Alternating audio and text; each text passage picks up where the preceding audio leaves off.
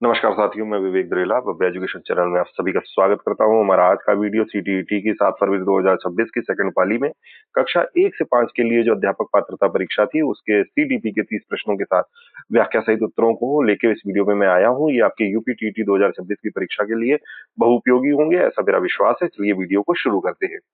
हमारा पहला प्रश्न है, रमा ने अपने भाई ताहिर के साथ मतलबी तरीके से व्यवहार किया, अगले दिन ताहिर बीमार हो गया। रमा ने निष्कर्ष निकाला कि उसने अपने भाई को बीमार कर दिया। देखिए, जीन प्याजे की किस अवस्था से ये विकास के किस चरण में है, ये पूछ रहा है। प्याजे के अनुसार रमा संज्ञानात्मक विकास के किस चरण में है? तो ऑप्शन हमारा इसमें उत्तर होगा 1, पूर्व संक्रियात्मक अवस्था। क्यों? क्योंकि रमा जो है एक तार्किक कारणता ट्रांसएक्टिव रीजनिंग का प्रदर्शन कर रही है, जिसमें क्या होता है, इसकी विशेषता क्या है कि बच्चे अक्सर दो असंबंधित घटनाओं के बीच झूठा कारण प्रभाव संबंध स्थापित कर लेते हैं, और यहाँ पर भी यही हो रहा है। और ये अहम केंद्रित अवस्था से या उससे जो व्यवहार है उससे जुड़ी हुई है। ठीक है, उत्तर यहाँ पर पहले का पहला। अगले प्रश्न पर आ जाते हैं। वह प्रक्रिया जिसके द्वारा बच्चे अपनी जेंडर भूमिकाओं के बारे में जागरूक हो जाते हैं। हम ध्यान रखेंगे कि लिंग निर्धारण एक मनोवैज्ञानिक प्रक्रिया है जिसके माध्यम से बच्चे अपने लिंग के प्रति जागरूक होते हैं, और ये शुरुआत जो है 2 से 3 वर्ष की आयु में हो जाती है, और बच्चे स्वयं को और दूसरों को वर्गीकृत करने लगते हैं लिंग के आधार पे। इस प्रोसेस को क्या कहते हैं? जेंडर वर्गीकरण या टाइपिंग। ठीक है, यहाँ पे इन्होंने इसलिए स्पेशली देखिए मेंशन भी किया, टाइपिंग, टाइप्ड हो जाना। तो ये हमारा दूसरे का आंसर हो गया 4। अगले प्रश्न पर आ जाते हैं।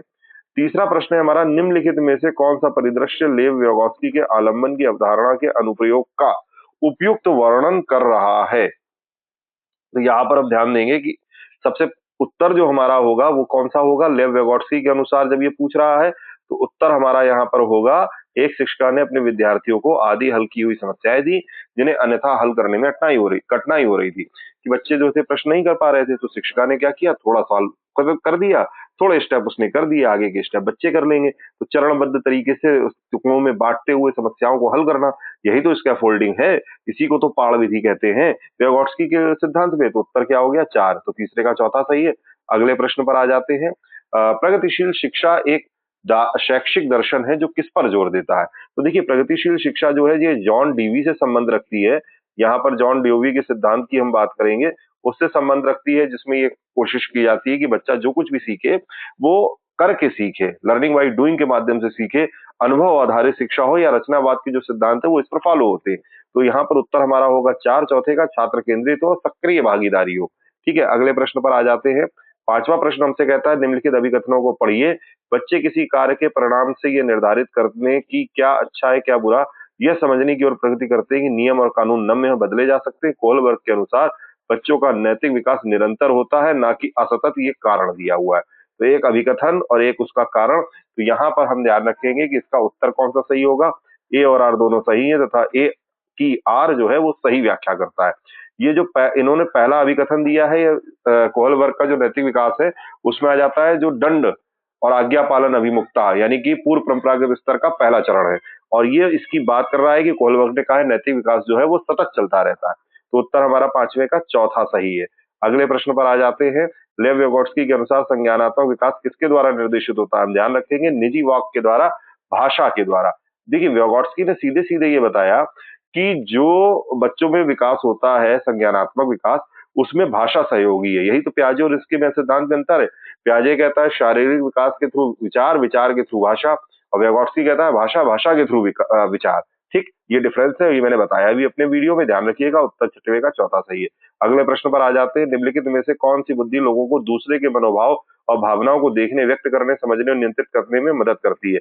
होवर्ड गार्डनर ने जो बुद्धियों के प्रकार बताए हैं, पहले 7 फिर बाद में 9 हो गए थे, तो ये उसी से लिया हुआ है। और ये जो है इसमें आंसर हो जाएगा चौथा, 7वें का, इंटरपर्सनल, जिसमें हम एक व्यक्ति अन्य व्यक्तियों के भी विचारों भावों को समझ सकता है। ठीक है, उत्तर 7वें का चौथा, ये गार्डनर के बुद्धि सिद्धांत से लिया गया है। 8वां प्रश्न, एक बच्चे का पहला अनुभव, साथ ही लड़की या लड़का होने का मतलब क्या है, की अपेक्षाएं किससे आती? भाई, बच्चे को ये कैसे पता चलता है कि उसका पहला अनुभव कहाँ से मिलता है? तो वो उसकी माता से मिलेगा। माता कहाँ है? परिवार में मिलेंगी। लड़का या लड़की होने के क्या मतलब है, ये भी शुरुआत उसको कहाँ से ज्ञान मिलेगा? परिवार, पहली पाठशाला परिवार है, पहली शिक्षिका माता है। तो ये सब उसको कहाँ से प्राप्त होगा? क्योंकि यहाँ पर आंसर क्या है हमारा? परिवार। 8वें का तीसरा सही है। अगले प्रश्न पर आ जाते हैं। रचनात्मक मूल्यांकन की एक विशेषता है। तो देखिए, हमने आपको बताया भी है आकलन वाले अपने वीडियो में कि 2 तरह के मूल्यांकन होते हैं, फॉर्मेटिव और समेटिव।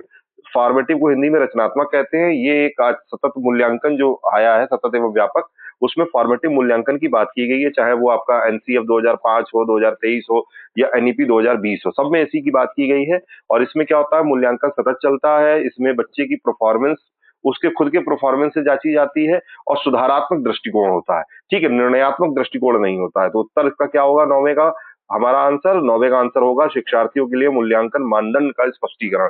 देखिए, वर्ष के अंत में परीक्षा योगात्मक है, वस्तुनिष्ठता योगात्मक है, सापेक्ष भी योगात्मक है। उत्तर होगा 9वें का दूसरा, जहां पर हम विद्यार्थी के खुद के मूल्यांकन के लिए मानदंड देते हैं।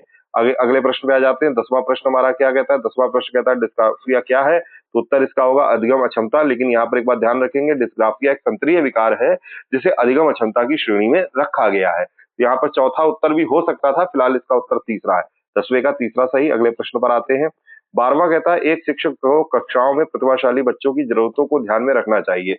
तो आंसर इसका तीसरा होगा, प्रतिभाशाली बच्चों की संज्ञानात्मक, सामाजिक और भावनात्मक सभी प्रकार की जो जरूरतें हैं उनको हमें कक्षा में ध्यान रखना चाहिए, क्योंकि वो संवेदनशील होते हैं। अगले प्रश्न पर आ जाते हैं। 12वां प्रश्न हमारा क्या कहता है? 12वां प्रश्न है सीखने की अक्षमता वाले छात्रों को पढ़ाने के लिए निम्नलिखित में से कौन से शैक्षिक दृष्टिकोण के उदाहरण है? तो यहाँ पर उत्तर हमारा क्या होगा, देखते हैं। तो यहाँ देखिए, बहुसंवेदी रणनीतियों का उपयोग करना चाहिए, लचीला अनुक्रमिक निर्देश होने चाहिए, कार्यों को छोटे छोटे भागों में बांटना चाहिए, पर मानकीकृत लक्ष्य जो है ये अधिगम अक्षमता वाले बच्चों के लिए नहीं होते।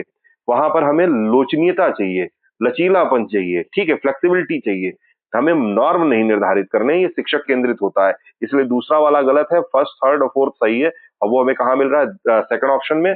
तो 12वें का सेकंड ऑप्शन सही है। अगले प्रश्न पर आ जाते हैं। 13वां प्रश्न हमारा क्या कहता है?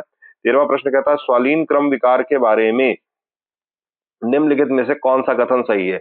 मैंने पिछले वीडियो में भी अपने बताया कि ऑटिज्म में क्या होता है कि बच्चे जो है सिस्टमैटिक अगर आप चीजों को सिखाते हो तो वो उसको बहुत आसानी से सीख पाते हैं, उनकी याददाश्त बहुत मजबूत होती है, ठीक है, लेकिन वो आंख नहीं मिला पाते हैं, संकुचाते हैं, व्यवहार उनका इस तरह का होता है, तो और संचार नहीं कर पाते, कम्युनिकेट नहीं कर पाते अपनी बात अजनबियों से विशेष तौर पर। तो यहाँ पर इसका उत्तर जो है 13वें का पहला सही है कि संवेदी एकीकरण और विनियमन जो है वो, यानी विनियमन का मतलब क्या, रेगुलेशन उनके व्यवहार में करना, ये बच्चों का मदद करता है जो ऑटिज्म से जूझ रहे हैं।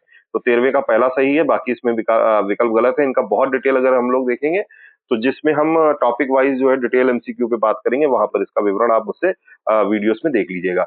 14वां प्रश्न है समावेशी व्यवस्था में पढ़ाते समय महत्वपूर्ण है कि शिक्षक अपने स्वयं के अंतर्निहित पूर्वकल्पित पूर्वाग्रहों की लगातार जांच करे। उत्तर 14वें का पहला सही है। केवल विशेष बच्चों की जरूरतों को उनको जरूरतमंद मत समझो, समान पाठ्यक्रम मत लागू करो, लचीला पाठ्यक्रम होना चाहिए और बाधा के रूप में नहीं, उसे एक चुनौती और संसाधन के रूप में देखो। तो उत्तर 14वें का कौन सा सही है? पहला। अब आ जाते हैं अगले प्रश्न पर। 15वां हमारा क्या कहता है प्रश्न? 15वां प्रश्न कहता है अभिकथन, देखते हैं क्या है। शिक्षकों को कक्षा में मुद्रण समृद्ध वातावरण बनाने के लिए भिन्न प्रकार के बाल साहित्य को शामिल करना चाहिए। और कारण क्या कह रहा है? ये सब सामग्री से क्या होता है? समृद्ध कक्षा का प्रभावी शिक्षण के केंद्र है। बिल्कुल ठीक है, हमारी एनईपी भी यही बात कहती है। तो उत्तर क्या है? ए और आर दोनों सही है। ए आर की आर सही व्याख्या करता है। 15वें का चौथा सही है। अगले प्रश्न पर आ जाते हैं। अगला प्रश्न है एक प्रगतिशील कक्ष में विद्यार्थियों के अधिगम को सुगम बनाने के लिए शिक्षक को निम्नलिखित में से किस प्रक्रिया पर बल देना चाहिए? तो उत्तर इसका क्या होगा? चिंतनशील सोच, निष्क्रिय नहीं, आज्ञाकारी नहीं, व्यवहार अनुकूलन नहीं। आंसर है चिंतनशील सोच, जिसे हम कहते हैं रिफ्लेक्टिव थिंकिंग, जो कि आपके जॉन डेवी से रिलेट करता है। प्रगतिशील शिक्षा जो है वो जॉन डेवी का दृष्टिकोण है प्रयोजनवाद के अंतर्गत। 17वें प्रश्न पर आ जाते हैं। रमन, जो कि कक्षा 4 का विद्यार्थी प्रश्न को हल नहीं कर पा रहा है, देखकर रमन का शिक्षक उससे कहता है उसके मन में क्या चल रहा है, वह उसे बोलकर इस प्रश्न को हल करने की कोशिश करे। इस तरह का मौखिकरण क्या करता है? तो हमें ध्यान रखना है, इसका उत्तर 17वें का क्या होगा? पहला, सहायक है, क्योंकि भाषा का सोचने की प्रक्रिया सुगम बनाता है। vygotsky भी तो यही कहता है, भाषा से मानसिक विकास, ठीक है। और कभी कभी हम लोग भी कहते हैं अच्छा चलो इसको जोर जोर से पढ़ो, बोल बोल के पढ़ो, तो इससे तुम्हें समझ में आएगा। एक तो एक हमारी एकाग्रता बढ़ती है और चीजें भी, कॉन्सेप्ट क्लियर होता है। तो 17वें का पहला सही है। अगले प्रश्न पर आ जाते हैं। छोटे बच्चों के लिए विशेष तौर पर उपयोगी है, ठीक है। 18वां प्रश्न क्या है? एक शिक्षक जो रचनावादी शिक्षा शास्त्र में विश्वास रखता है के लिए आवश्यक है कि वह, तो यहाँ पर हम देख लेते हैं, आंसर होगा पहला, केवल सामाजिक सांस्कृतिक पृष्ठभूमि के आधार पर छात्रों के निर्णय लेने से बचें। निर्णय मत लें, बचें, ठीक है, ध्यान रखिए। बाकी जो इसमें है बड़ा उस तरह के मौखिक निर्देश नहीं देने, उसको सक्रिय अवसर देने कार्य करने के लिए, ठीक है। योग्यता समूह मत बनाइए, ग्रुपिंग मत करिए, समूहात मतलब ग्रुप ऐसे बनाइए जिसमें सारे लोग शामिल हो। आप कैटेगराइज मत कीजिए, ठीक है। विषय वस्तु को वास्तविक दुनिया से जोड़िए, बचिए नहीं। तो जो 18वें का उत्तर पहला सही है। अगले प्रश्न पर आ जाते हैं। 19वां प्रश्न क्या कहता है? शिक्षार्थियों की सक्रिय संलग्नता का तात्पर्य है कि छात्र, उत्तर होगा पूछताछ, अन्वेषण और प्रश्न करें। निश्चित तौर पर उससे उनकी संलग्नता बढ़ेगी, ठीक है। एक कक्षा जिसमें आप पढ़ा रहे बच्चे मौन हैं तो वो बहुत बेकार कक्षा है। बच्चे प्रश्न कर रहे हैं, कक्षा में जो है जीवंतता दिखाई दे रही है, वो कक्षा अच्छी मानी जाती है। राधा तर्क देती है, कपड़े छाया की तुलना में धूप में जल्दी सूखते हैं, इसलिए धूप उन्हें सुखाने में मदद कर रही है। वो क्या दिखा रही है? वो कारण और प्रभाव दिखा रही है, ठीक है। 20वें का उत्तर है 4। अगले प्रश्न पर आ जाते हैं। 21, निम्नलिखित में कौन सा आंतरिक अभिप्रेरणा का उदाहरण है? आंतरिक अभिप्रेरणा क्या होती है? जब व्यक्ति अपने आप स्वयं किसी कार्य को करने के लिए जो है प्रेरित होता है। और इसकी एक विशेषता होती है कि यदि आंतरिक अभिप्रेरणा होगी तो आप अपने लक्ष्य तक जरूर पहुंचोगे। और आंतरिक अभिप्रेरणा इन ऑप्शन में है, ऑप्शन नंबर 2 में, व्यक्तिगत आनंद के लिए कोई खेल खेलना। आपको दबाव नहीं है, आपको स्वयं वो खेल पसंद है, इसलिए आप उसे खेल रहे हो। उत्तर हम प्रश्न 22 पे आ जाते हैं। क्या कहता है? निम्नलिखित कथनों को पढ़िए। अभिकथन क्या है? रचनावादी शिक्षा शास्त्र में विश्वास रखने वाले शिक्षक को बच्चों को ढेर सारी सामग्री, गलत है भाई, सामग्री नहीं देना है, कार्य करने के अवसर देने हैं, ठीक है। अपने आप सीखें, सामग्री देके नहीं, किताबें देके नहीं सिखाना है। कारण, छोटे बच्चे अर्थपूर्ण सीखने के लिए केवल मौखिक निर्देश व व्याख्यान पर निर्भर होते हैं, बिल्कुल गलत। अनुभवात्मक होना चाहिए। तो यहाँ पर क्या हो जाएगा? ए और आर दोनों गलत है। हमारे 22वें का उत्तर हो गया तीसरा। अगले प्रश्न पर आते हैं। 23वां। 23वां क्या कहता है? साथियों, शिक्षकों के सामने कम योग्यता की उपस्थिति से बचना एक उदाहरण है। तो 23वें का उत्तर हो जाएगा 30। तीसरा, प्रदर्शन परिहार के लक्ष्य का।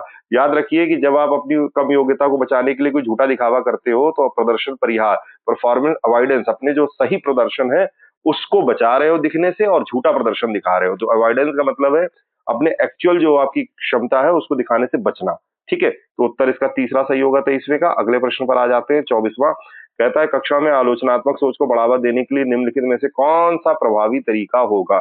उत्तर होगा छात्रों को स्वतंत्र रूप से सोचने, धारणाओं पर सवाल करने के लिए प्रोत्साहित करना। सरल प्रश्न। 24वें का आंसर दूसरा हो गया।